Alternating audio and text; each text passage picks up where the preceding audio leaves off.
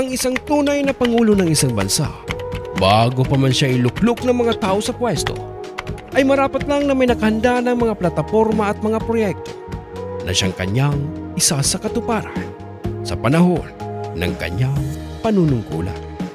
Kaya naman, sa video na ito ay ating aalamin kung ano-ano nga ba ang mga plano at mga plataporma ang inihahanda ni BBM kung sakali man siya ang hirangin na maging sunod na presidente natin.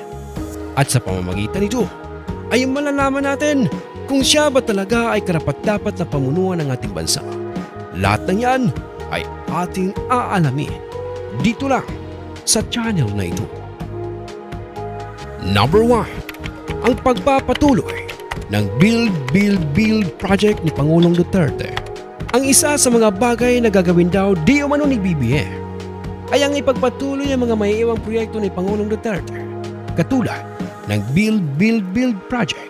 At hindi lang niya basta itutuloy ito, kundi kanya pa raw itong panalawigin upang makasabay ang ating bansa sa iba pang mga kalapit nating mga bansa sa usaping infrastruktura. Ayon kay BBM sa isang panayam sa kanya, ay may nakaplano na raw sila na kung papaano paahunin ang estado ng bansa. At ang isa sa mga plano ukol dito ay ang ipagpatuloy ang ginawa ni President Rodrigo Roa Duterte na Build na palalakihin pa raw nila ito at pagbubutihin. Para sa mga hindi nakakaalam na dapat ninyong malaman, ang Build Project na ito na gustong ipagpatuloy ni BBM ay naglalayong may hatid uli ang ating bansa sa tinatawag na Golden Age of Infrastructure, tulad noong panahon ni dating Pangulong Ferdinand E. Marcos. At kung mas lalo itong magiging matagumpay sa panahon ni BBM, ay mapanatili dito ang isang malagong ekonomiya. Lilikharan ito ng mga bagong trabaho at mapapabuti ang kalidad ng buhay sa parehong mga urban at rural na lugar dito sa ating bansa. Number 2, Pilipinas bilang susunod na Asia's Logistics Hub. Sinabi rin ni BBM sa isang interview na gagawin daw di man niyang modern ang mga infrastruktura sa Pilipinas.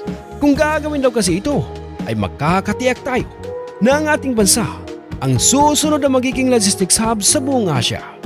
At upang magawa ito, ay binigyang din ni BBM ang pangangailangang i-upgrade ang mga lumang seaports o daungan, paliparan at release ng bansa. Gayon din ang pagpapalawak ng mga ito. Binigyang din niya ang pangangailangan ng port automation, computerization at artificial intelligence upang mapataas ang efficiency at maiwasan ang mga port congestion na hantong sa mababang shipping cost. Ipinahayag ni BBM na dapat bumuo ang bansa ng mga smart port na gumagamit ng shared data platforms, machine learning at artificial intelligence para magplano at mamahala ng mga kritikal na operasyon ng daungan, kabilang ang vessel at truck traffic management, container stocking, storage at transshipment. Number 3, matatag na healthcare system sa ating bansa.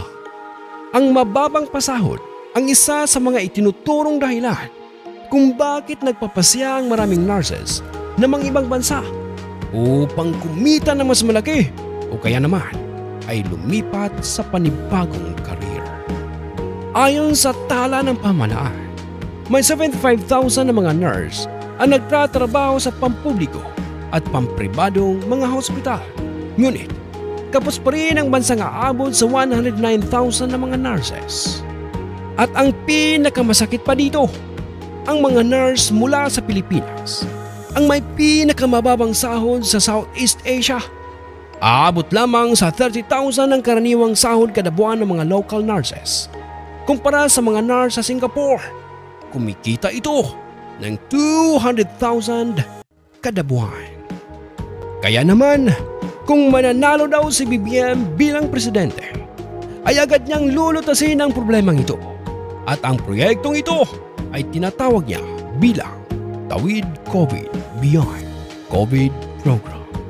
Gamit ang programang ito, ay binabalak patibayan ni BBM ang buong healthcare system ng bansa sa pamamagitan ng paglalaan ng mas malaking pondo para sa pasahod at benepisyo ng mga healthcare workers, pagdagdag ng mga pampublikong ospital at pagpapalakas ng medical research capability dito sa ating bansa. Naniniwala si BBM na dapat gawing prioridad ang pagsasaayos ng kalagayan ng mga frontline medical workers, kabilang na ang mga nurses, upang masigurong matibay ang healthcare system ng bansa kahit na nasa gitna ito ng pandemya. Ayon pa sa kanya, ay panahon na upang harapin natin ang punot-dulo ng problema sa kakulangan natin sa mga nurse. At ito ay patungkol sa mababang pasahod sa kanila. Hindi tama na yung mga halos magkandakuba sa pagtatrabaho pa ang binabarat sa pasahod.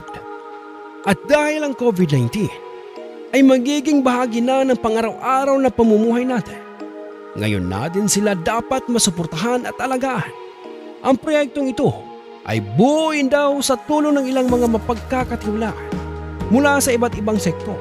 At ito ang magiging gabay natin di umano sa pagsasaayos ng healthcare system dito sa ating bansa.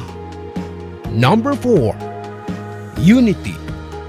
Ang pinakamagandang plano ni BBM ay ang pagkaisahin ng bawat mamamayang Pilipino.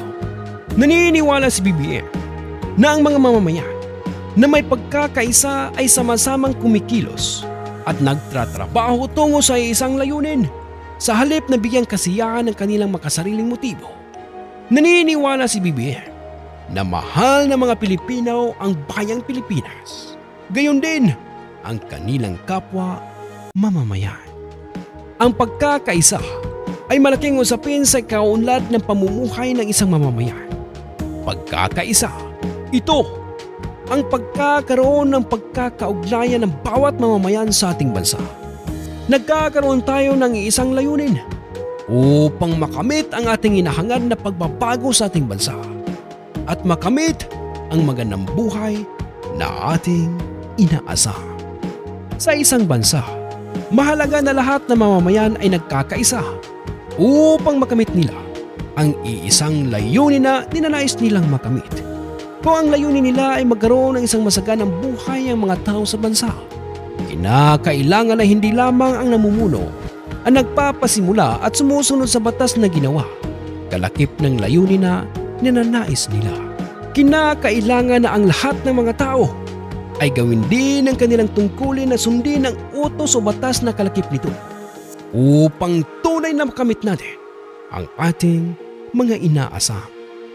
At iyan ang ilan sa mga ideolohiya, plano at plataporma ni BBM na kanya daw gagawin sa oras na mahirang siya bilang susunod na Pangulo ng ating bansa.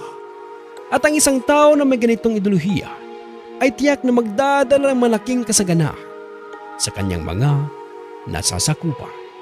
Kaya naman kapatid, sana ay patuloy natin suportahan si BBM sa kanyang pagtakbo. Dahil sa oras na manalo si BBM ay tiyak din ang panalo ng buong bansa at ng mga Pilipino, sapagkat nagkakatiyak tayo na muling gaganda at sasagana ang kalagayan ng ating bansang Pilipinas.